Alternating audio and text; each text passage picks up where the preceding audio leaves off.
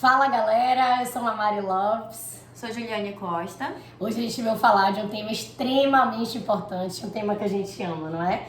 Profissionais de apoio escolar. É um personagem aí que está surgindo no contexto escolar, né? Que está trazendo aí alguns equívocos, conflitos e também soluções. Não é mesmo? Polêmicas, né, Mari? Também é importante falar que tem muitas polêmicas sobre esse profissional. E polêmicas. A gente vai falar um pouquinho agora sobre um ponto, acho que é chave, né? Sobre a questão do direito e a necessidade. E aí, Mamara, o que você acha sobre essa questão do profissional de apoio, o direito e a necessidade? Na verdade é uma frase que eu acho que eu tenho circulado bastante, né? E tem acontecido alguns problemas, inclusive relacionados à questão da judicialização, ao próprio encaminhamento da saúde, né? A gente tem visto laudos médicos aí, inclusive já sinalizando que o aluno precisa de um profissional de apoio. Eu acho que a gente precisa analisar um pouco sobre isso. Eu acho que isso é uma parte extremamente séria, né? Porque, assim, se a gente for parar para analisar, a gente vê que na própria Lei Brasileira de Inclusão tem o direito, de fato, desse profissional, né? O profissional de apoio escolar, lá garantido para o público-alvo da educação especial. Só que quando a gente parar para analisar, o direito é diferente da necessidade. Então, nem todos os estudantes têm o direito, mas nem todos têm a necessidade. Por isso que a gente fala da importância da avaliação. Né? O próprio PEI, por exemplo, pode trazer os indicadores avaliativos de se o estudante vai precisar ou não desse profissional. Que a gente pode ter aluno dentro do público-alvo que não tem a necessidade desse profissional. E hoje a gente tem visto algo muito preocupante, que é a automatização, praticamente. Né? Então, o aluno chega lá com um laudo, ou chega lá, apresenta a deficiência, automaticamente a escola, a própria família já exige que tenha esse profissional. Né? Então, acho que é algo que a gente precisa aí parar para conversar um pouquinho sobre isso, né? Mas eu acho que seduz, né? Também tem a questão de tipo, gente, eu vou ter mais uma pessoa Claro. para me ajudar dentro da sala de aula. E isso é perigoso, como a Mari disse, porque a gente observa que muitos alunos não precisam daquele apoio 1 a 1, né? Que é o profissional e o aluno. E muitas vezes esse profissional, no lugar de ajudar, ele acaba atrapalhando a autonomia desse aluno, a relação desse aluno com os seus colegas dentro da sala, a relação desse aluno com o próprio professor da sala comum. Então a gente precisa analisar com muito carinho. E é isso que a Mamari falou sobre essa questão de instrumentos de avaliação, isso é muito, muito, muito importante. Só que aí a gente ainda vê um discurso dentro das escolas e a gente fala com pessoas que já estiveram dentro da escola, que estão dentro das escolas, né, que é a burocracia nessa documentação. Muitas vezes não são documentações que otimizam o processo, que auxiliam efetivamente. São só documentos que precisam ser enviados, né, para a Secretaria de Educação, para ficar arquivado ali dentro da própria escola. E a gente precisa, sim, criar, né, instrumentos que auxiliem esse profissional, né, e auxiliem os professores e também na identificação da gestão, se a gente precisa de um profissional de apoio ou de um professor de educação especial, um professor especialista, um professor da sala de recursos, seja a nomenclatura que estão sendo utilizadas. Inclusive, a gente vai trazer como, né, discussão agora a diferença do profissional de apoio e do professor de educação especial, né, e todas essas nomenclaturas que eu acabei de falar aí pra vocês, né. Mas antes da gente falar sobre essa diferença, é importante que a gente converse um pouquinho sobre qual é o papel desse profissional. Esse profissional, dentro da legislação da LBI, né, ele é colocado como alguém que vai auxiliar nos cuidados básicos, que é higiene, locomoção, alimentação e mediação. Só que a gente traz também a discussão de dar um apoio ali nas questões de comportamento também, né, de manejo de comportamento dentro da sala de aula, porque a gente sabe que muitos alunos eles precisam desse suporte ali para auxiliar a condução das atividades e tudo mais.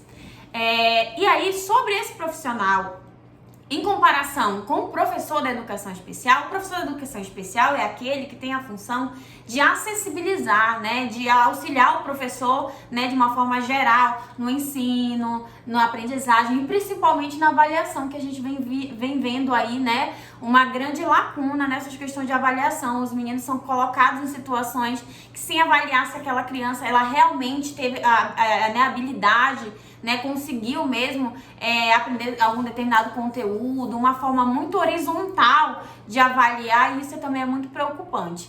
Então a gente tem alguém ali que tem uma formação mais específica, que é o professor de educação especial, né, que pode ser uma pedagogia, uma licenciatura com uma especialização em educação especial, ou também aí a gente vem caminhando para um novo cenário de formação, que é a formação em educação especial. O que a gente tem hoje? Inclusive, a gente está vivendo esse boom até por causa dessas formações dos editais de equidade, que as formações que está tendo, tá transitando e tá massificando aí no contexto brasileiro, a oportunidade das pessoas terem formação inicial em educação especial.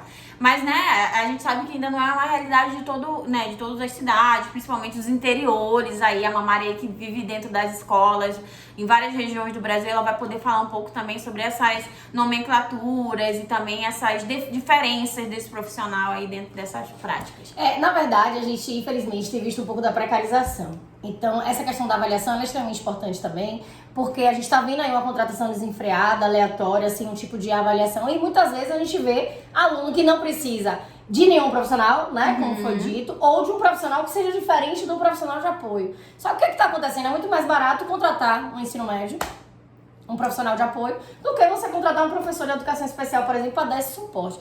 E o que a gente entende que é extremamente importante é que os dois são valiosos aí nesse cenário. Mas, claro que tem que ser de acordo com a necessidade e a demanda de cada estudante. Por isso a necessidade de um indicador de avaliação, de um critério de avaliação, para saber o que esse estudante realmente precisa e qual é a função de cada profissional desse. Então, por exemplo, na minha dissertação, que fala sobre os profissionais de apoio, você ri e chora o tempo todo, porque assim, é um cenário totalmente caótico. Então tem profissional de apoio que fala, esse aluno não precisava de mim, ele precisava de um freio no comportamento. E tem lá o serviço de apoio à inclusão, o menino não tem nem a necessidade dele estar ali. Mas ele tá, fazendo parte aí por conta dessa contratação desenfreada e falta de um critério mesmo, em relação a isso. E uma outra coisa importante que você trouxe, que eu acho que vale a pena ressaltar, a diferença, a importância da definição, por exemplo, do papel de cada um. Sim. Então, na dissertação mesmo, eu faço muito essa diferenciação, porque a gente tem visto alguns equívocos de, por exemplo, ensino colaborativo é o profissional de apoio que faz. E não é bem por aí, como o Ju falou. Então, eu acho bem legal, uma diferenciação que a gente faz é que o profissional de apoio ele atua diretamente com o aluno, por exemplo, nas atividades que eles não têm a dependência, a autonomia para realizar, principalmente nos cuidados, como foi dito. Já o professor de apoio, professor de educação especial, AE, colaborativa, etc., que tem uma formação especializada, na tratativa aí da educação especial, ele dá esse suporte todo que o Ju falou, mais direcionado ao professor, por exemplo. Então, assim, se você for parar para analisar, por exemplo, tem muito mais professor precisando de suporte do que o próprio aluno. Exatamente. Só que aí pegou essa moda, esse negócio, como a gente fala aqui na Bahia, virou caruru. Todo mundo tem a deficiência, tem um profissional, virou um para um, aqui é como se fosse lei. É uma coisa extremamente preocupante. A gente vê que nos outros países não funciona dessa forma, inclusive é uma crítica feita em relação a isso. Então ainda tem muitos ajustes a serem feitos. Eu tenho até um e-book que o título é Profissionais de Apoio. São profissionais valiosos e perigosos, Porque eles são valiosos no sentido de ser ponte, de ajudar, de dar o suporte para quem tem essa dependência, essa dificuldade de execução nas atividades, mas eles são perigosos quando? Quando ele não tem a necessidade, coloca o profissional do lado. Exato. Então a gente já viu vários casos de regressão. Então o menino manda muito bem, quando tem um profissional ele para de fazer. Tipo, tem alguém para fazer para mim, para que eu vou fazer? E aí o bloqueio, as relações, a relação dele fora com o isolamento. Tem uma coisa que eu falo mesmo, que eu fico, nossa, isso me tira do eixo. São João, festa, a gente gosta de festa. Quando chega no São João, quem é o pai da criança? O profissional de apoio. Isso é mesmo que me mata. Então, assim, tem algumas coisas que a gente precisa ficar muito atento. Então, por exemplo, às vezes eu chego na escola, no nome lá do professor da atividade é profissional de apoio. Dali você já saca logo como é que funciona essa relação. É uma relação de dependência, Totalmente. Então, assim, e o professor, eu faço muita formação de profissional de apoio, eu falo pra eles, o professor da sala não é você. Então, se o aluno quer ir no banheiro, vai pedir seu professor, você fez atividade, vai mostrar seu professor.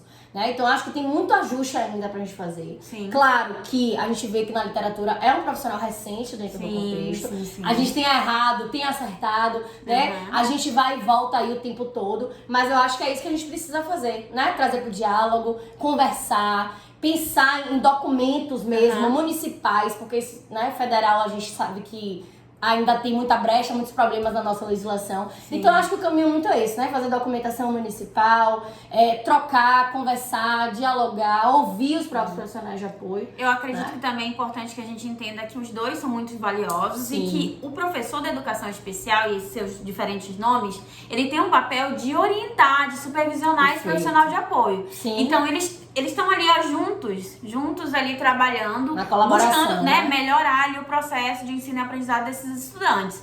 E a gente fala que existe um valor, né, dentro desses dois profissionais. Ninguém é melhor que ninguém dentro do processo. Cada um tem o seu papel. Cada um com o seu saber. Né, o seu saber, e aí eles colaboram. Até porque esse profissional de apoio que a gente vem acreditando e que vem apresentando dentro das leis é que ele tem uma formação que pode ser um ensino médio, ou pode ser um curso cursando pedagogia, cursando alguma licenciatura. E aí ele realmente não está formado ainda e aí ele precisa, né, estar ali apoiado por alguém, ter uma formação específica.